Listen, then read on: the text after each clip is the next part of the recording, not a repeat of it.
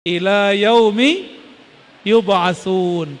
Rabbi, kata iblis. Jadi iblis ini bertuhan kepada Allah. Rabbi, ya Rabb, anzirni, tangguhkan hidupku sampai kiamat. Berarti iblis doa pakai Rabb diterima. Masa kita yang percaya kepada Allah berdoa ya Rabb enggak diterima? Berarti kurang yakin. Yakinnya kalah sama iblis.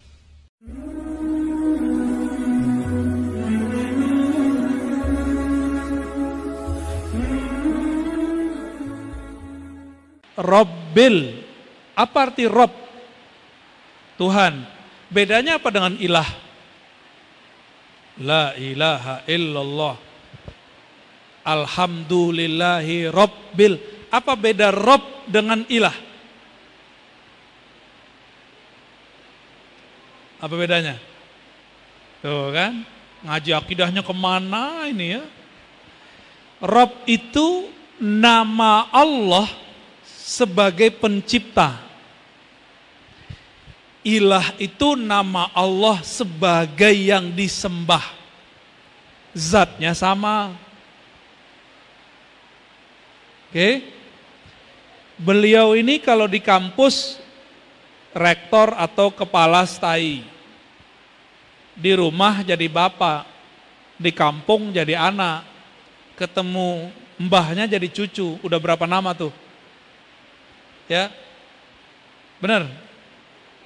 Ketemu saudara dianggap abang, mas, adek. Namanya banyak, orangnya satu. Walillahil masalul a'la. Allah mempunyai perumpamaan yang lebih tinggi dari itu. Jika makhluk bisa punya banyak nama, kenapa Khalik Allah pencipta namanya cuma satu? Namanya mesti lebih banyak. Dan Rabb itu salah satu ismul a'zam. Al-ismul, ini rahasia. Tapi saya ceritain. Dulu iblis ketika membangkang kepada Allah masih doa. Dan iblis meminta dengan nama Rabb. Ada yang ingat ayatnya?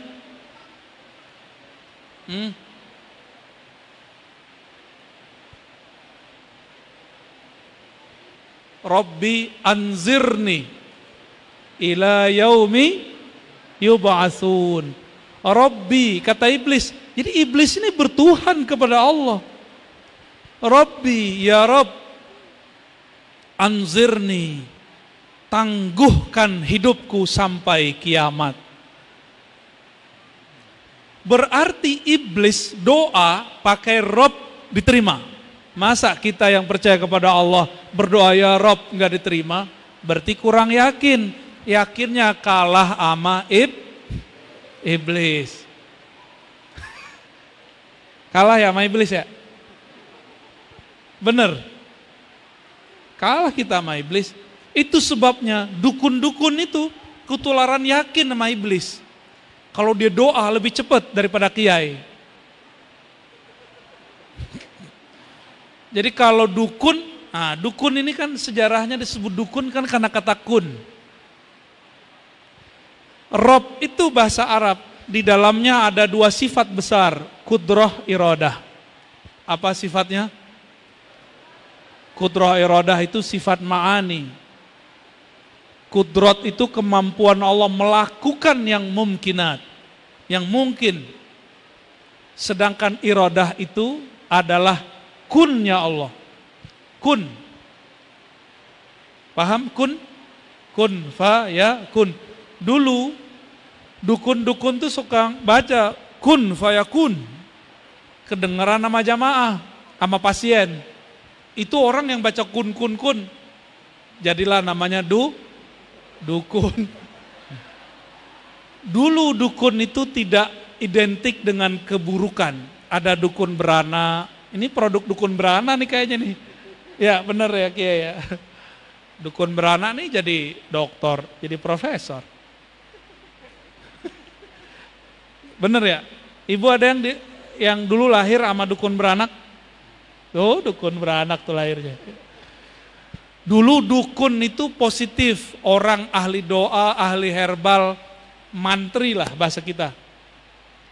Tapi masuk kelompok-kelompok ini, mereka mulai memerangi para kiai yang kalau doa menyebut kata kun. Dianggaplah para kiai itu dukun. Maka kita sekarang pisah, ada uskun, ada ustad. Itu beda tuh, uskun sama ustad. Ya, jangan tersinggung pakar ruqyah, biasa aja ya. Ente yang penting bukan dukun.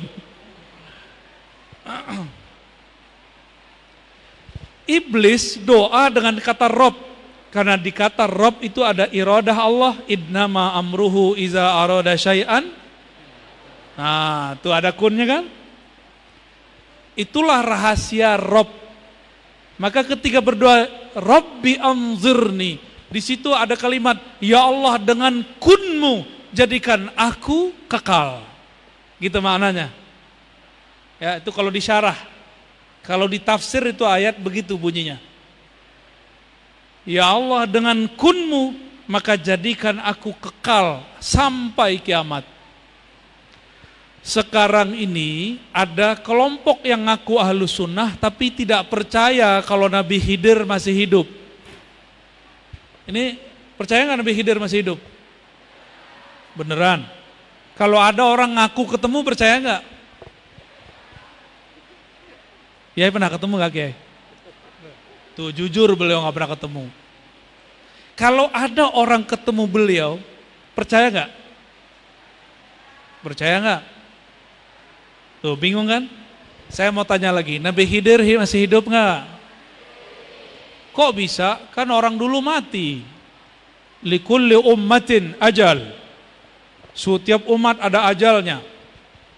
Nabi Khidir kok masih hidup? Gimana jawabnya? Iradah. Bagus. Dikit lagi Gus. Jika iblis Allah panjangkan umurnya itu mungkin, apalagi Nabiullah Khidir alaihissalam. Tempat ini salah satu yang dikunjungi beliau. Cuma antum nggak tahu ya.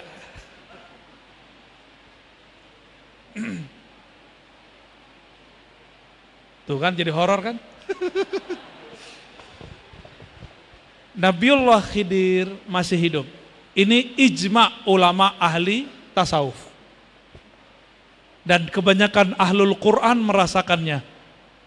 Cuma sekarang akan muncul orang menolak pertemuan dengan Nabi Khidir, ngakunya ahlus sunnah dan ngakunya bertasawuf. Nanti akan muncul begitu. Ya. Padahal Nabi Khidir itu bagian dari kunnya Allah Subhanahu wa taala, ya. Lanjut. Gimana? Palanya panas nggak? Hot nggak? Kita balik lagi. Alhamdulillahi Rabbi berarti pencipta. Pencipta. Alamin jamak dari alam. Apa arti alam? Alam itu kondisi, waktu, tempat selain Allah gitu. Apapun selain Allah disebut dengan alam. Ini menurut ahli akidah. Tapi menurut ahlul haqa'iq, alam itu lain lagi. Nah, saya nggak usah bahas itu ya. Darah itu ada alamnya. Tubuh kita ada darah nggak? Tulang itu ada alamnya. Ada alamnya. Kulit ada alamnya. Yang belajar biologi faham maksud saya. Rambut ada alamnya. Tidur ada alamnya. Coba, ini bukan neng-neng mbak-mbak ya. Udah mimpi basah belum? Yang belakang? Yang depan mah udah sering. Yang di belakang udah mimpi basah belum? Yang kenceng. Udah belum? Ada yang bilang udah, ada yang bilang belum, Kiai. Kalau lagi mimpi yang begitu terasa nyata nggak? Terasa nyata. Berarti itu alam sendiri. Pernah mimpi ketemu kekasih nggak? Ya, benar. Terasa nyata? Coba saya mau tanya, kalau lagi mimpi matanya kebuka atau ketutup? Terus ngelihat pakai apa? Pakai apa lihat? Pakai apa yo? Berarti kita punya pandangan tapi nggak pakai mata. Nggak tahu tuh pakai hati apa nggak tuh? Kata ibu-ibu pakai hati. Ayo, kenapa mata tertutup tapi kolbu bisa melihat? Berarti memandang itu nggak mesti pakai mata.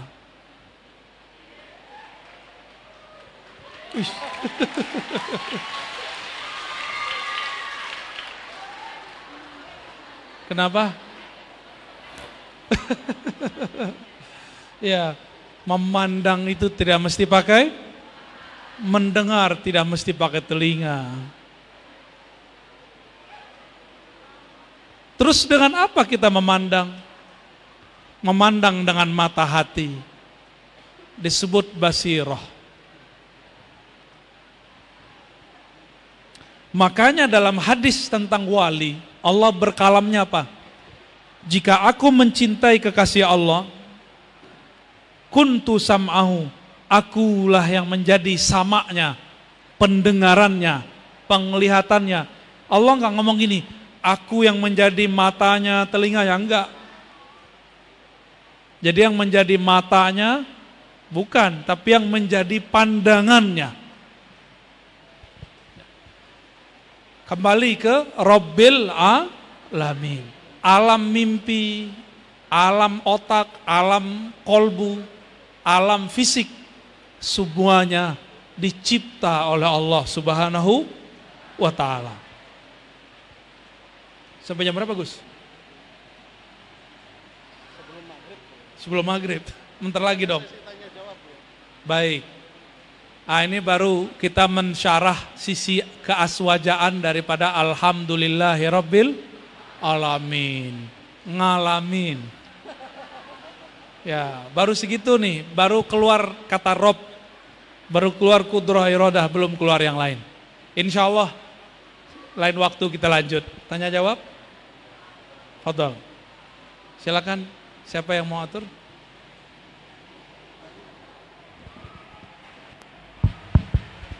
Alhamdulillah rabbil alamin, setelah kita saksikan ya ilmu yang sangat dalam, ilmu yang mungkin kita jarang dapatkan di luar. Ini bisa dibilang yang beliau sampaikan ada ilmu yang juga mahal.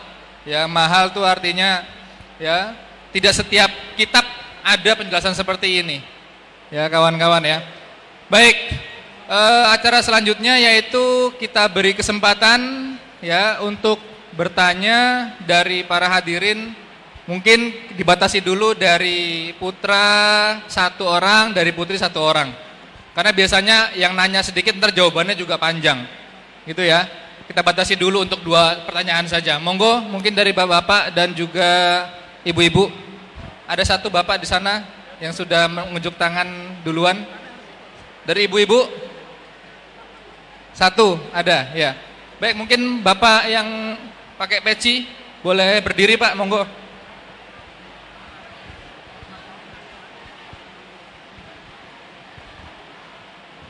Assalamualaikum warahmatullahi wabarakatuh. Pada Ustadz Ar-Raji Hashim yang dimuliakan Allah Subhanahu wa taala, kami dari Muhammad Iqbal, alumni MIPA UGM dan pernah mondok di pesantren Al-Munawir dan juga pernah tabarukan dengan Kiai Mufid Mas'ud tatkala di pesantren. yang menjadikan persoalan saya, ada suatu kalimat yang kaitan dengan ilmu hakikat yang hubungannya berjumpa Allah itu tatkala di dunia atau tatkala di akhirat. Sementara dalam ayat Allah Subhanahu wa taala, "Wa man kana yarju liqa'a rabbih falyamal amalan shalihan wa la yusyrik bi ibadatihi rabbih ahada." Sementara ada paham orang-orang thariqah yang katanya melihat Allah itu nanti kelak di akhirat. Padahal akhirat makhluk, alam, dunia juga alam. Jadi kalau ditemui Allah tidak saat nanti akhirat, sekarang pun bisa. Mohon itu penjelasan tentang dasar-dasar kaitan berjumpa Allah itu tidak nanti di akhirat, tapi sekarang. Ya, kalau lebihnya mohon maaf. Seperti halnya gini, kedua kalinya syafaat Rasul. Sementara ada di kalangan pesantren menanti-nanti syafaat kelak di hari akhir. Padahal syafaat Rasul ya sekarang, dunia wal ukhra ya. Ini penjelasan penambahkan untuk mohon dasar-dasarnya. Kurang lebihnya mohon maaf. Wassalamualaikum warahmatullahi wabarakatuh. Matur nuwun. Ke Ibu tadi mana yang angkat tangan? Monggo Ibu.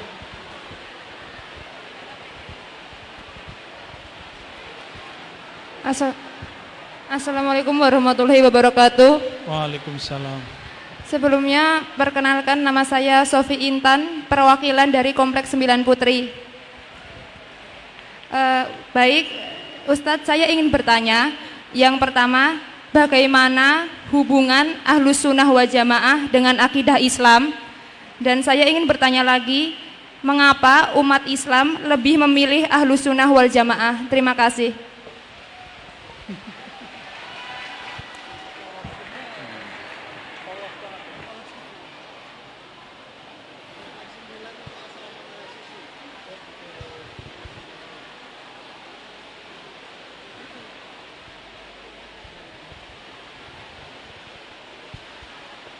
Langsung.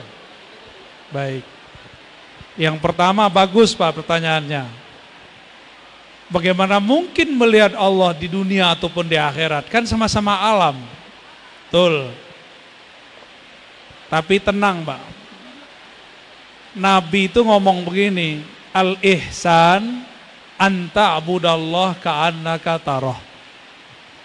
Ihsan itu engkau menyembah Allah seakan memandangnya. Kenapa Nabi mengunci dengan kata seakan? Karena ada ayat yang di akhir surat Al-Kahf tadi, bahwa liqa kepada Allah itu syaratnya nggak boleh syirik. Syirik menurut ahli akidah beda dengan syirik menurut ahli tasawuf. Syirik menurut ahli tasawuf meyakini ada wujud selain wujud Allah, itu batil. Makanya yang dipandang itu dengkul atau wajah. Kalau kita mandang orang yang dipandang apa? Wajah. Kalau kita liatin dengkul orang marah dia, jorok kamu, ya. Coba ayatnya apa? Kullu syai'in halikun illa, ayo terusin Pak. Oke. Semuanya binasa kecuali wajah Allah. Ayatnya ada wajhullah, ada wajhu rabbika. Kalau di Quran, benar nggak? Tentang wajah. Apa beda wajhullah dengan wajhu rabbika? Itu beda. Al-Quran itu beda lafaz, sudah beda makna. Sebelum Allah menciptakan alam semesta, Allah memandang. Siapa yang dipandangnya? Dirinya, disebut wajhullah. Atau disebut dengan wajhul ahad. Qul huwallahu ahad. Disebut juga dengan ilah, wajhul ilah. Setelah Allah ciptakan alam, maka Allah izinkan alam itu menjadi sarana memandang Allah. disebut wajah rububiyah. Alhamdulillahi Rabbil.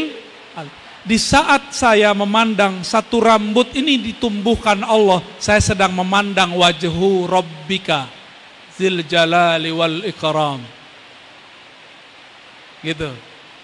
Di saat Bapak lihat uban kok saya nggak bisa tahan keluarnya, saya katakan uban ini Allah yang warnai. Saya kemudian sedang memandang wajhu Rabbika. Paham? Ya? Tapi di surat Al-Insan ketika ada orang bersedekah memberi makan, itu untuk apa? Lafaznya apa? Orang ngasih makan, surah Al-Insan.